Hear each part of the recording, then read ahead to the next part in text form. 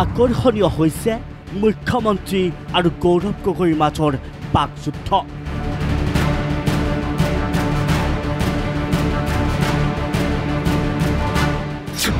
গুপ্তচৰক লৈ সমুখ সমৰত মুখ্যমন্ত্ৰী আৰু গৌৰৱ গগৈ। কালি কংগ্ৰেছ দলৰ এখন মিটিং হৈছিল ৰাজীৱ বৰগোহাঁই, তাতে আলোচনা কি হৈছে কি হোৱা নাই মই গোটেইখিনিয়ে গম পাইছোঁ, বেলেগ কথা। কিন্তু পৱন সিং ঘাটোৱাৰ ডাঙৰীয়াই আলোচনাত কিছুমান প্ৰস্তাৱ দিছিলে, সেই প্ৰস্তাৱকেইটাই ব্যক্তিগতভাৱে মোক বহুত দুখিত কৰিছে। ৰাজীৱ ভৱনত অনুষ্ঠিত হোৱা কংগ্ৰেছৰ বৈঠক সন্দৰ্ভত মুখ্যমন্ত্ৰীয়ে কৰা বক্তব্যৰ পিছতেই আক্ৰমণাত্মক হৈছে সাংসদ গৌৰৱ গগৈ। এইবাৰ মুখ্যমন্ত্ৰীক উদ্দেশ্যি গৌৰৱ গগৈৰ বাক্যবান। মুখ্যমন্ত্ৰীৰ ক্ৰছ কানেকশ্যন হৈছে। মুখ্যমন্ত্ৰীয়ে কংগ্ৰেছৰ পৰা সঠিক খবৰ লাভ কৰা নাই। অলপ লাইনবোৰ ঠিক কৰি লওক, লাইনটো অলপ ক্ৰছ কানেকশ্যন হৈ গৈছে, অলপ ভুল কথাবোৰ কাণত কোনোবাই পেলাই আছে, লাইনবোৰ ঠিক কৰি লওক।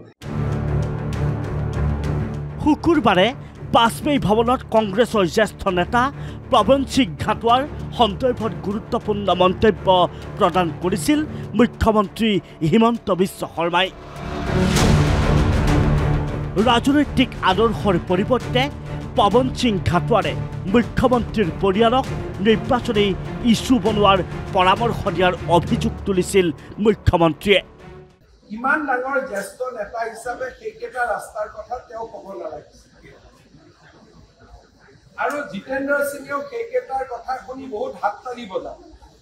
এই দুইটা কথাই তেওঁলোকক মই মানুহৰ মাজত যেনেকৈ উত্তৰ দিব লাগে মই দিম, কিন্তু যিকেইটা প্ৰস্তাৱ দিলে তেনেকৈ ৰাজনীতি মানুহে নকৰে, তাতকৈ ৰাজনীতি নকৰাই। আৰু পৱন সিং ঘাটোৱাৰ সন্দৰ্ভত মুখ্যমন্ত্ৰীয়ে কৰা বক্তব্য সন্দৰ্ভত গৌৰৱ গগৈৰ প্ৰতিক্ৰিয়া। মন্তব্য দিওঁতে মুখ্যমন্ত্ৰী সাৱধান হোৱা উচিত। মুখ্যমন্ত্ৰী মহোদয় সতৰ্ক হোৱাটো মই বিচাৰোঁ। আমি সমাজৰ প্ৰত্যেক বৰ্গক সন্মান কৰোঁ, প্ৰত্যেক বৰ্গৰ ৰাজনৈতিক আৱেগ আছে, প্ৰত্যেক বৰ্গৰ নিজৰ সমাজৰ ভাষা সংস্কৃতিৰ প্ৰতি আৱেগ আছে। কোনো সমাজৰ ওপৰত যে তেওঁ আঘাত নেপেলায় তাৰ বাবে আমি অনুৰোধ জনাইছোঁ। কেৱল সিমানেই নহয়, মুখ্যমন্ত্ৰীয়ে ৰাহুল গান্ধীক ব্ৰেণ্ড এম্বেচাডৰ আখ্যা দিয়াৰ প্ৰসংগতো মুখ্যমন্ত্ৰীক প্ৰত্যুত্তৰ সাংসদ গৌৰৱ গগৈ।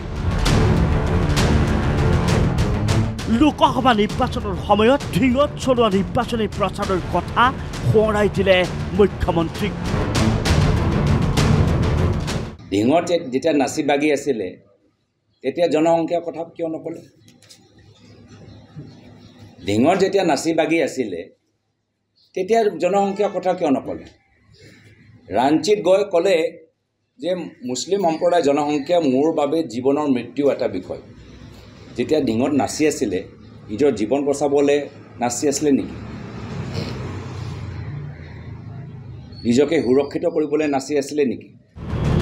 সন্মুখত ৰাজ্যৰ 5 সমষ্টিৰ উপ নিৰ্বাচন, আৰু তাৰ পিছতে অনুষ্ঠিত হ'ব পঞ্চায়ত নিৰ্বাচন। আগন্তুক এই নিৰ্বাচনক কেন্দ্ৰ কৰি এতিয়া এইদৰে নেতাৰ মুখ চুপতিৰে পুনৰ গৰম হোৱা পৰিলক্ষিত হৈছে ৰাজ্যৰ ৰাজনীতি।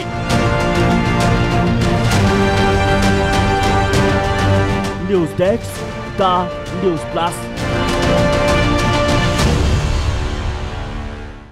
যিকোনো খবৰৰ বাবে যোগাযোগ কৰক আমাৰ এই নম্বৰত 7099017330 আৰু 7099017110।